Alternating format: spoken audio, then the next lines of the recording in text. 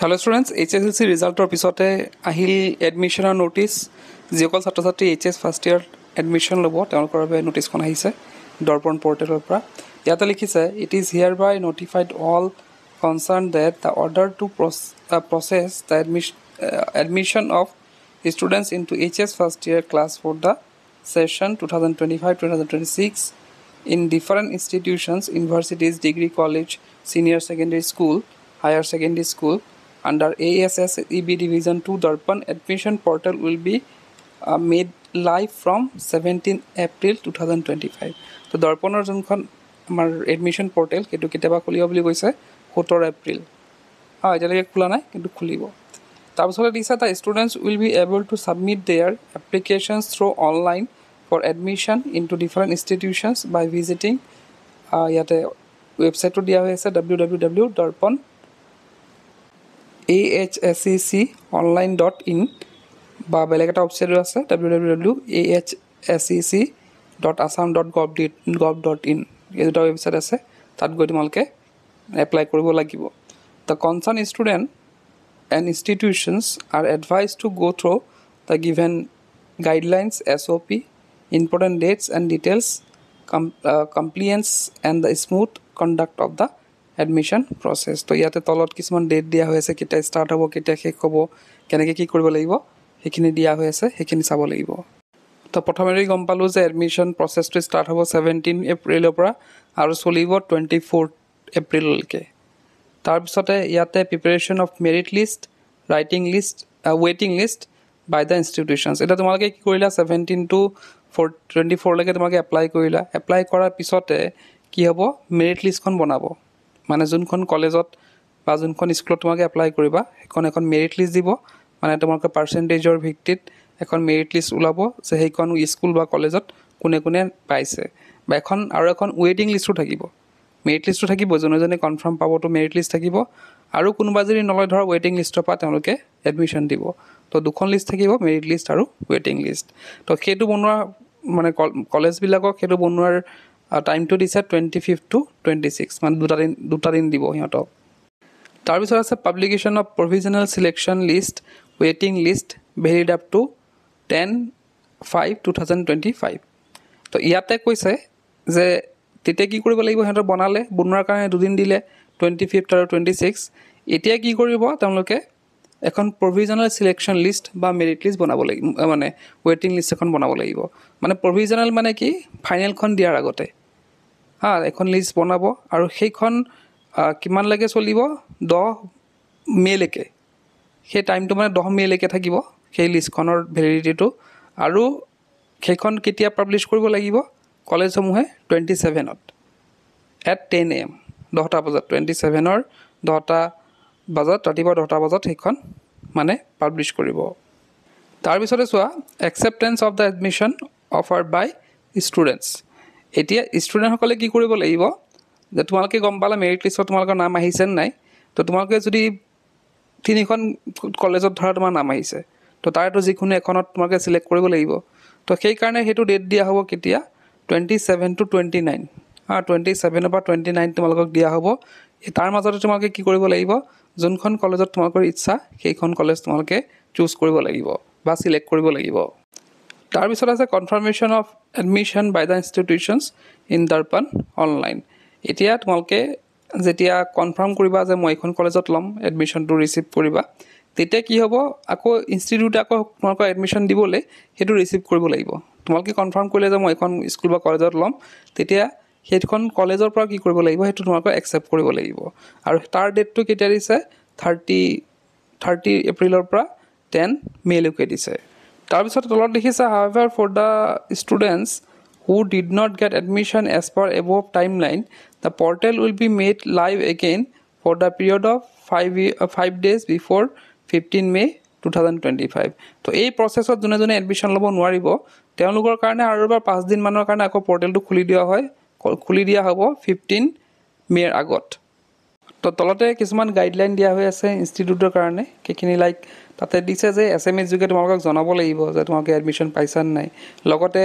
তোমালোকৰ যদি কিবা কাৰেকশ্যন আছে সেইটো এডমিশ্যনৰ সময়ত কৰিব লাগিব ভেৰিফিকেশ্যন এটা হ'ব ধৰা তোমালোকে কাগজখিনি যোনখিনি জমা দিছিলা অনলাইন সেইখিনি মানে শুদ্ধ হয় নহয় সেইখিনি চোৱা হ'ব আৰু সেই চোৱাৰ সময়তে তোমালোকৰ যি কাৰেকশ্যন আছে লাইক তোমালোকে দৰ্পণ পৰ্টেল এপ্লাই কৰিব গৈছা বোলে মই কি কৰিছোঁ ছাবজেক্ট ধৰা তুমি লৈছা পলিটিকেল চায়েন্স এডুকেশ্যন আৰু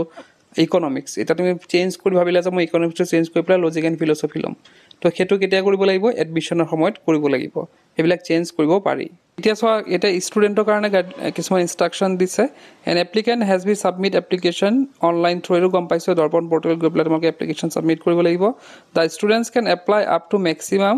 5 নম্বৰ অফ এপ্লিকেশ্যন চ' তোমালোকে 5খন তোমালোকে কলেজ চুজ কৰিব পাৰা 5খন কলেজত তোমালোকে এপ্লাই কৰিব পাৰা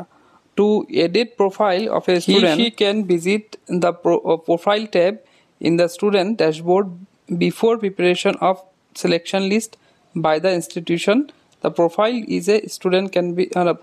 of a student can be edited only once. ইয়াতে কৈছে যে ছাত্ৰ-ছাত্ৰীসকলে ৰেজিষ্ট্ৰেশ্যন কৰাৰ পিছত নিজৰ প্ৰফাইলটো বনোৱাৰ পিছত যদি কিবা কাৰেকশ্যন থাকে লাইক তোমালোকৰ নাম বা ডেটাৰ নাম বা তোমালোকৰ ছাবজেক্ট কিবা যদি কাৰেকশ্যন থাকে তোমালোকে প্ৰফাইল টেবত গৈ পেলাই কাৰেক্ট কৰিব পাৰা তাতে প্ৰফাইল টেপ থাকিব তাতে কাৰেক্ট কৰিব পাৰা কিন্তু আৰু এটা সাৱধান থাকিব লাগিব যে প্ৰফাইলটো মাত্ৰ এবাৰহে তোমালোকে কি কৰিব লাগিব শুধৰাব পাৰিবা বাৰে বাৰে সেইটো কাম কৰিব নোৱাৰা আৰু এটা কাম যে সেইটো কাম কেতিয়া কৰিব লাগিব মেৰিট লিষ্টখন বনোৱাৰ আগত তাৰপিছত লিখিছে the publish selection list and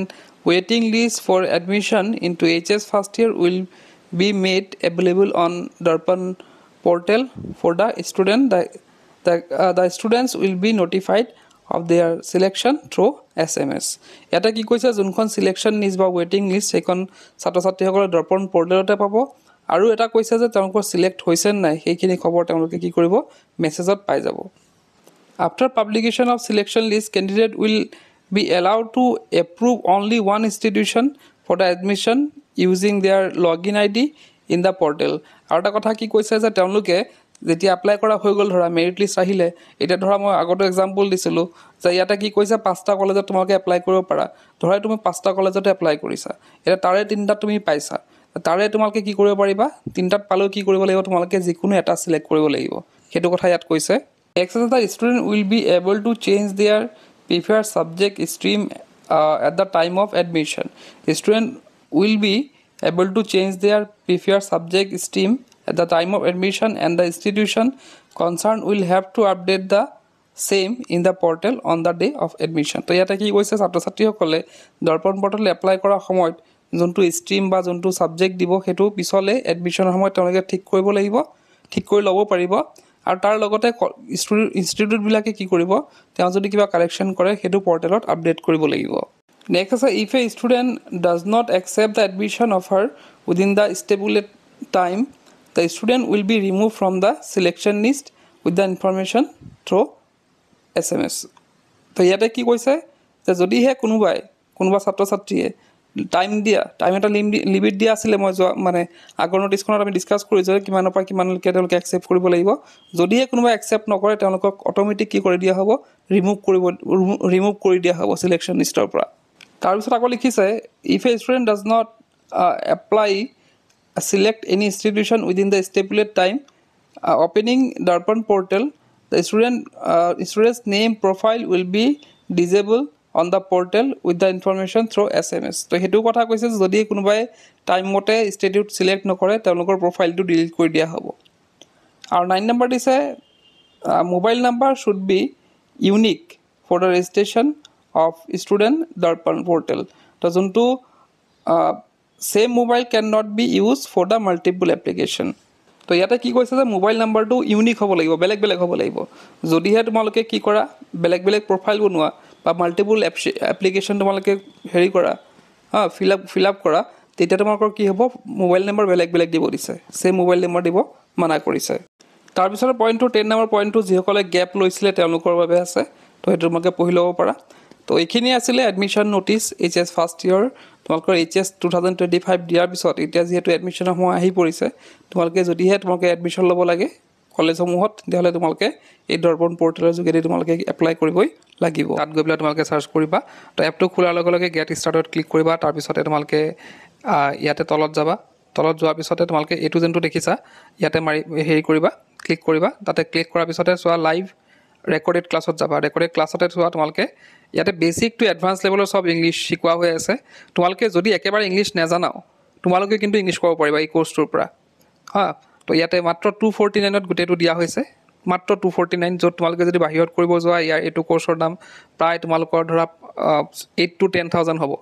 কিন্তু আমি মাত্ৰ 249 ৰুপিজত ইয়াত দি আছোঁ অফাৰটো লিমিটেড হয় আজি গৈ পাৰচেজ কৰা আৰু নিজে ইংলিছ শিকাটো জানাই তোমালোকে যে কিমান জৰুৰী আৰু এতিয়া যিহেতু বন্ধ আছে তোমালোকে এই কেইদিনতে তোমালোকে ইংলিছটো শিকি ল'লে পিছৰ পৰ্যায়ত তোমালোকৰ ভাল হ'ব গতিকে ডেছক্ৰিপশ্যনত মই লিংকটো দি দিছোঁ তাত গৈ তোমালোকে এতিয়া পাৰচেজ কৰিব পাৰা